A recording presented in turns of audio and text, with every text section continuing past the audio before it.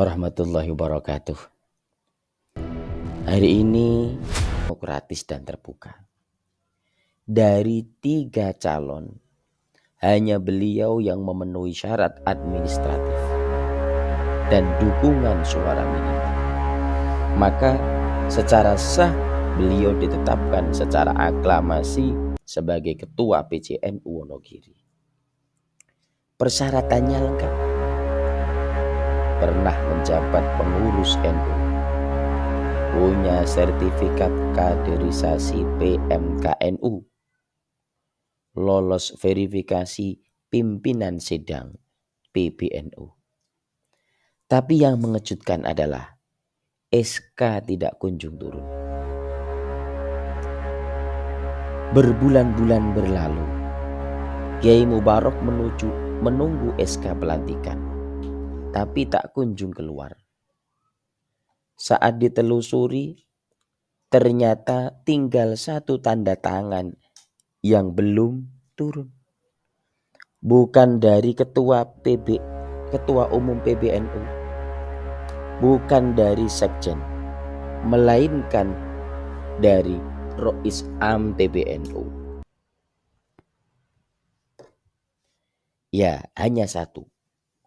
Rois Am, Kiai Haji Miftahul Akhyar. Kiai Mubarak pun menghubungi. Apa alasannya?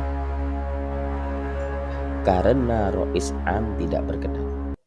Alasannya? Karena Kiai Mubarak dianggap mengepung Kongres Jatman.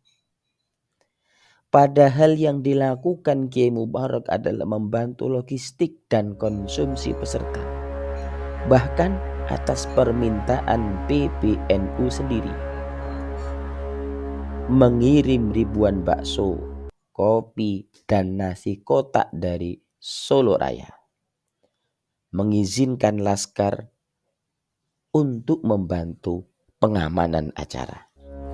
Semua atas komunikasi langsung dengan pengurus PBNU. Setelah itu, tekanan mulai terasa. Kiai Mubarak diminta mengundurkan diri dari organisasi PWI, tempat beliau juga menjabat sebagai pengurus pusat. Dan beliau patuh mundur dari PWI Jawa Tengah. Bahkan beliau ditelepon langsung agar membuat surat pengunduran diri dan disuruh memundurkan tanggalnya. Beliau ikut semua demi menghindari konflik. Namun apa yang terjadi? Tetap saja surat SK Ketua PCNU Wonogiri tidak turun. Lalu datanglah surat perintah konvert cap ulang. Tapi hanya untuk memilih ketua. Ini janggal, ujar Kiai Mubarak. ADART-NU menyebut konferensi cabang 1 paket, Rois dan ketua. Bagaimana mungkin hanya ketuanya saja yang diulang? Kiai Mubarak menyampaikan, saya merasa ada aroma skenario yang tidak sehat. Saya tidak pernah mencalonkan diri, tapi ditunjuk oleh suara mayoritas. Tapi karena saya bukan orang dalam, maka saya dijegal dengan alasan tak berdasar. Apakah karena beliau tidak bergabung dengan calon yang diusung pusat? Apakah karena beliau menolak koalisi diam-diam saat malam sebelum pemilihan? Apakah karena beliau terlalu teguh menjaga marwah NU dari intervensi eksternal? Banyak pertanyaan, sedikit jawaban. Yang pasti beliau sudah diverifikasi oleh PBNU saat konferensi. Semua syarat sah, semua tahapan prosedural, semua dokumen lengkap. Kini muncul keresahan besar. Jika kader seperti Kiai Mubarak saja bisa dijegal, bagaimana dengan kader lain yang tak punya kekuatan struktural? Jika suara MWC tidak lagi dihargai, lalu siapa sebenarnya yang berdaulat di NU?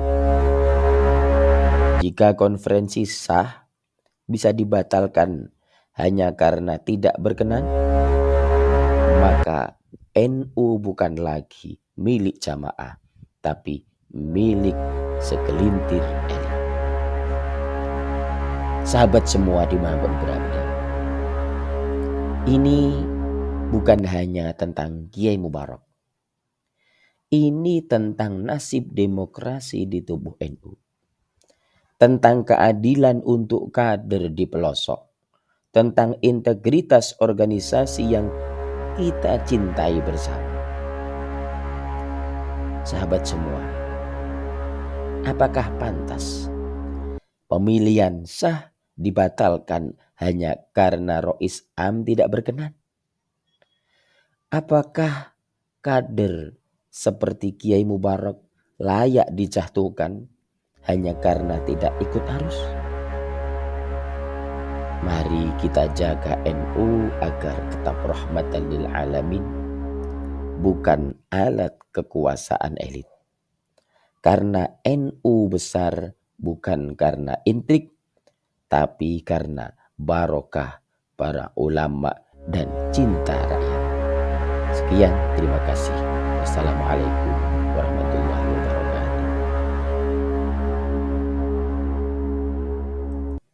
Ulama PDPKPNU siap saya laksanakan. Saya langsung penuhi apa yang diinginkan oleh salah satu ketua yang memimpin sidang di Kabupaten Wonogiri. Kemudian ketika dipenuhi, 1 minggu berikutnya juga nggak ada kabar. Saya telepon lagi. Gimana Kiai? Ini kok belum ada kabar? Wah ini, Anda ada jenengan katanya kemarin waktu Jakman katanya mengepung Kongres Jakman di Donohudan. Yang bilang siapa Kiai? Ya ada. Batu yang bilang tuh nggak jelas, nggak cek orangnya. Wong saya itu Kongres Jakman justru saya telepon-teleponan dengan Kiai Fahmi Akbar. Kiai Fahmi Akbar minta untuk berkoordinasi dengan PCNU Solaraya untuk membantu kaitannya dengan konsumsi baik untuk peserta maupun para penggembira. Saya koordinasikan dengan PCNU Solaraya, kemudian Klaten juga membantu 2.000 kopi dan 2.000 mangkok bakso, kemudian saya bagi lainnya adalah nasi Soloraya 7 itu. Saya kirim, saya bagi-bagi. Memang saya juga minta izin Laskar untuk membantu pelayanan di Donohudan. Saya sampaikan kayak gitu, saya nggak mengepung, saya membantu memberikan pelayanan kepada peserta dan penggembira yang datang ke Kongres. Saya banyak itu dari Laskar, dari Demak ada, dari berbagai kabupaten ada, membantu mengamankan jangan sampai ada diganggu Kongres Jerman. Saya nggak mungkin mengganggu, wong saya itu anti Habib, mau syarat mengganggu kaitannya dengan Jerman kayak gitu. Saya pun ketika mengirim orang-orang PWI ke situ pasti izin dengan ketua panitia. Nah, ketika Laskar ini sedang jaga, kemudian saya ditelepon oleh Kiai Fahmi Akbar, Rois Am tidak berkenan, mohon ditarik mundur pasukannya. Saya tarik seperti itu. Jadi saya tidak mengepung, tapi justru saya membantu panitia dalam rangka untuk mensukseskan muktamar. Oh yaudah, kamu nanti tak sampaikan kepada Rois Surya, terus Rois Am. Kemudian 1 minggu lagi berikutnya, terus saya diminta membuat surat pernyataan pengunduran diri dari PWI. Nah, kebetulan pada saat itu saya juga memang mengundurkan diri dari PWI Jawa Tengah karena saya kan double di ketua 1 PWI bidang keorganisasian di pusat. Pada saat itu saya sudah buat pengunduran diri, tapi khusus untuk Jawa Tengah saya kasihkan kepada ketua, dalam hal ini adalah Kiai Miftah Fakih, kemudian dikasihkan oleh Rois Am. Nah, kemudian 1 minggu lagi kan saya ada pelantikan di Pemalang. Kemudian ada video katanya dikirimkan kepada beliau Rois Am, bahwa panjenengan ini melakukan pelantikan lagi, kan sudah mundur. Coba sedikit jawab. Saya kan pengurus pusat, jadi saya mundur dari Jawa Tengah, tapi saya masih di pusat. Saya bisa melantik dimanapun PWI yang ada di seluruh Nusantara ini.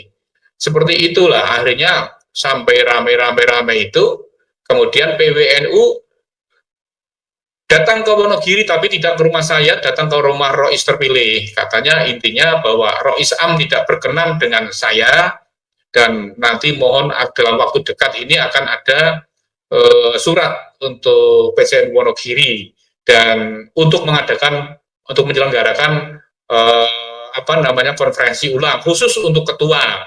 Nah, saya bilang sama Rois terpilih, apakah ada dalam ADART konferensi kok hanya ketuanya saja? Biasanya kalau konferensi kan satu paket, ada Rois, milih Rois dulu, setelah Rois terpilih baru ketua. Nah, menanggapi surat tersebut itu, bahwa sebagai dasarnya itu kan persyaratan umum. Saya dianggap tidak memenuhi persyaratan, padahal ketika sebelum pencalonan, saya sudah diperiksa oleh pimpinan sidang yang saat itu dipimpin oleh PB, semua dianggap selesai, beres, tidak ada masalah, maka saya ditetapkan secara aklamasi. Namun dalam surat kemarin, katanya sesuai dengan pasal ini saya tidak memenuhi syarat. Secara umum ya, pengurusan harian harus seperti inilah. Saya kemarin kan sebelum menjadi ketua cabang yang keempat ini kan saya sebagai wakil ketua PWNU. Dan itu SK-nya turun, berarti kan saya sebenarnya masuk dalam verifikasi lolos. Tapi kenapa ketika ini kok nggak lolos, saya nggak tahu. Ada kepentingan apa, saya juga nggak paham seperti itu. Seperti itu Mas Yusuf, intinya sekilas itu yang perlu saya sampaikan. Intinya persyaratan sebenarnya secara ADART Perkum tidak ada masalah. Yang jadi masalah kan kalau rangkap jabatan tidak boleh merangkap jabatan dengan pengurus harian partai politik, dengan organisasi lain yang berafiliasi dengan organisasi yang anti Pancasila, seperti itu. Dan syarat ketika mau maju adalah satu, sudah pernah menduduki atau menjabat kepengurusan di PCNU maupun Badan Otonom dan memiliki sertifikat PMKNU. Nah, kalau saya ini berarti dianggap tidak memenuhi syarat, berarti yang salah siapa? Umpamanya seperti itu.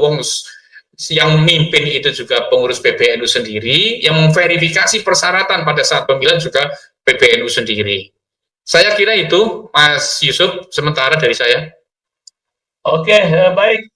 Jadi menurut Anda dan kawan-kawan, konferensi cabang atau PCNU di Wonogiri itu kemarin berjalan secara demokratis dan prosedural ya, Kiai ya?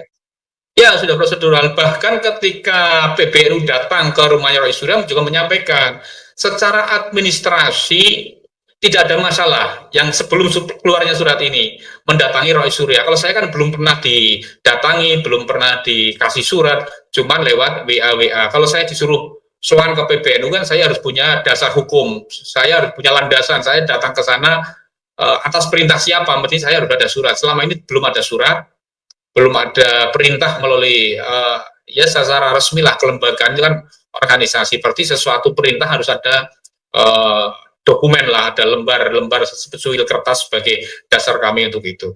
Artinya bahwa sudah sesuai dengan aturan karena sudah dinyatakan oleh pimpinan sidang yang dipimpin oleh PBNU tidak ada masalah. Bahkan kemarin waktu beliau datang kemari bahwa ini sebenarnya secara administrasi tidak ada masalah. Masalahnya saya masih aktif di PWI. Seperti itu aja. Ya, jadi Pak Kiai Mubarok memang jadi pengurus PWI, pemirsa PWI adalah pergerakan Wali Songo Laskar Sabilillah, menjadi ketua 1 di PWI Pusat ya, Pak Kiai? Iya, iya. Ya, ya mungkin apakah ini ada desakan secara tertulis untuk mengundur dari organisasi selain NU atau bagaimana ke Anda, Pak Kiai? Yang secara tertulis tidak ada, cuman lewat telepon. Pak Barok tolong buat meyakinkan Rois Am, ini ketua PBNU. Pak Barok buat surat pernyataan. Saya ketik pas saat itu saya sedang mengetik untuk pengunduran diri, memang untuk ajukan saya sebagai mengundurkan diri sebagai ketua Jawa Tengah. Terus tolong tanggalnya dirubah, jangan tanggal sekarang. Keliru nanti saya harus dibuat maju lagi 1 bulan kemarin. Saya turuti di beliau. Saya buat maju, tapi memang surat itu sudah sengaja saya buat sebelumnya untuk pengunduran diri Jawa Tengah karena saya merangkap jabatan di PBI Jawa Tengah dan Pusat. Begitu. Oke, ini kan dari tadi ketua konferensi cabang itu ya, ada keberatan Ya. sebetulnya untuk melakukan konpercap kembali. Dengan surat seperti itu, sekarang kondisi di PCNU Wonogiri itu bagaimana nih? Apakah masih jalan atau bagaimana? Atau sudah Ya, ada ya, yang terkait keberatannya kan mohon maaf ketika sekarang disuruh mengadakan konferensi cabang yang menjadi pertanyaan siapa panitianya karena pengurus cabang kan sudah tidak aktif, sudah habis sejak Desember dan dimisionerkan pada saat konferensi, artinya sudah tidak ada kepengurusan cabang. Yang ada saat ini adalah ketua terpilih dan rois terpilih. Lah ini yang jadi masalah, itu siapa yang akan menyelenggarakan, siapa yang akan bertanggung jawab biayanya dan lain sebagainya, kemudian bagaimana landasan itu untuk konferensi ulang. Sebelum kemarin kan ada surat instruksi itu, salah satunya kan itu poin-poin 3 yang menganggap lah itu sebelum poin itu kan tidak ada masalah. Kemudian surat instruksi itu datang, ternyata ada surat lagi yaitu surat terkait untuk konferensi cabang. Tapi saya sebenarnya dari awal saya sudah merasakan ini file yang pasti saya kan nggak mungkin lah, saya pasti PBNU akan punya calon sendiri seperti itu. Tapi teman-teman ada maju aja Pak Barok, maju aja tenang. Kayak gitu teman-teman. Makanya saya karena iya baik.